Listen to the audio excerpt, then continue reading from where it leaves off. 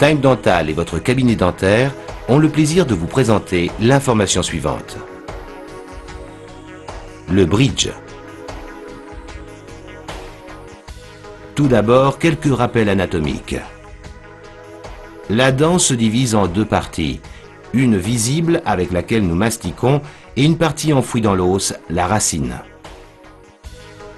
Le parodonte est l'ensemble des tissus qui fixent la dent à la mâchoire. Une dent absente est la conséquence de la perte de la racine. Tant qu'il reste la racine, une restauration est possible. La racine peut être perdue soit par un choc, soit par l'aboutissement du processus de la carie ou un déchaussement dû à une maladie parodontale. Même en l'absence de douleur ou de déficit esthétique, cette dent perdue devra être remplacée. En effet, nos 32 dents forment un ensemble stable. Lorsqu'une dent est absente, les dents voisines vont chercher à combler l'espace libre et vont inévitablement se déplacer. Tous ces déplacements vont avoir pour conséquence l'apparition d'espace entre les dents, de bourrages alimentaires et donc de caries. De plus, ces dents se couchant sur les dentations ne travaillent plus selon leur axe. Un déchaussement sera inévitable. Mais ce n'est pas tout. La dent se trouvant en face sur l'autre mâchoire va aussi être fragilisée. En effet, la nature ayant horreur du vide, la dent antagoniste va sortir de son logement pour chercher un appui. Ceci va entraîner l'apparition d'espaces interdentaires et donc de bourrages alimentaires dont nous avons déjà vu les conséquences. Ainsi, on peut affirmer qu'une dent absente va traumatiser à court terme les 7 dents voisines. Ce processus va se propager jusqu'à l'atteinte de toute la denture. En effet, le patient gêné par la perte de la dent va mastiquer du côté opposé dont les dents trop sollicitées vont se carier d'autant plus vite. À ce stade, il est bon d'insister sur le fait qu'une mauvaise mastication va entraîner une surcharge de travail pour l'estomac et que ces problèmes digestifs peuvent parfois être accompagnés de prise ou perte de poids. De plus, les déséquilibres dus aux absences et au déplacement des dents peuvent provoquer des troubles de l'articulation entre le crâne et la mâchoire inférieure. Ceci peut s'accompagner de fortes douleurs dans la région de l'oreille. Que peut-on faire pour éviter ce scénario?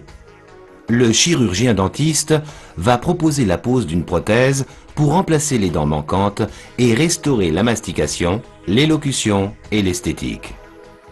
Une des solutions est la prothèse fixée.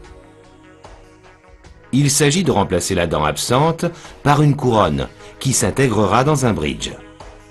Le bridge, qui signifie pont en anglais, est un ensemble de plusieurs dents prothétiques solidaires qui s'appuient sur les racines voisines de la dent manquante. Les dents voisines sont soit conservées vivantes, soit dévitalisées, opération qui consiste à retirer la pulpe et à la remplacer par une pâte antiseptique. Si la partie visible de la dent est trop délabrée, la pose d'un inlay core sera nécessaire. Le bridge peut remplacer une ou plusieurs dents manquantes. Pour une dent manquante, 2 piliers vont suffire dans la majorité des cas.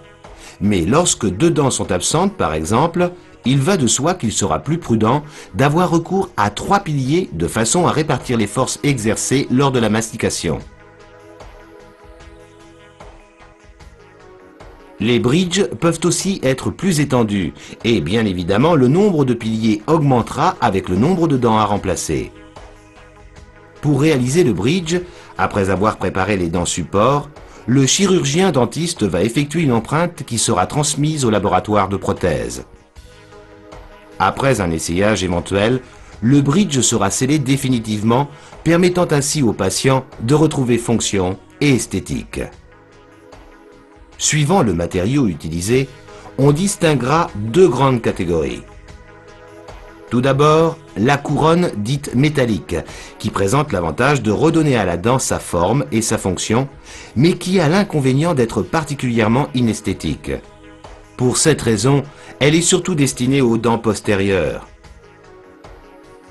La solution de choix sera la céramique, qui rétablira non seulement la forme et la fonction, mais aussi l'esthétique. La céramique est évidemment incontournable dans la région antérieure de la bouche, mais elle est également recommandée dans le secteur postérieur afin d'améliorer l'esthétique d'ensemble du sourire. Suite à la pose d'un bridge, quelques recommandations s'imposent. Ne pas mastiquer sur la zone du bridge pendant les quelques heures suivant le collage. Une gêne peut apparaître. Cette sensation de corps étranger ou de gêne à la fermeture de la bouche est normale et ne doit pas vous inquiéter. Il conviendra de toujours se brosser les dents en allant de la gencive vers l'extrémité des dents. Au cours de sa vie, il peut arriver qu'un bridge se décèle. Il conviendra alors de le faire resceller le plus rapidement possible de façon à éviter le déplacement des dents qui rendrait impossible la remise en place du bridge.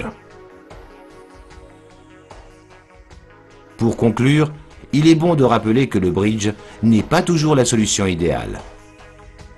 En effet, il oblige à toucher aux dents voisines de l'édentation. Quand celles-ci sont cassées ou dévitalisées, cela ne pose pas de problème. Mais quand les dents sont saines, il est préférable d'éviter de les mutiler. C'est pour cela que dans ce cas de figure, la pose d'un implant sera préférable si cela est possible. L'implant est une racine artificielle qui servira de support à une couronne traditionnelle. En revanche, l'appareil amovible ou dentier ne sera retenu qu'en dernier recours, tant ses inconvénients sont importants. Time Dental et votre cabinet dentaire vous remercie de votre attention.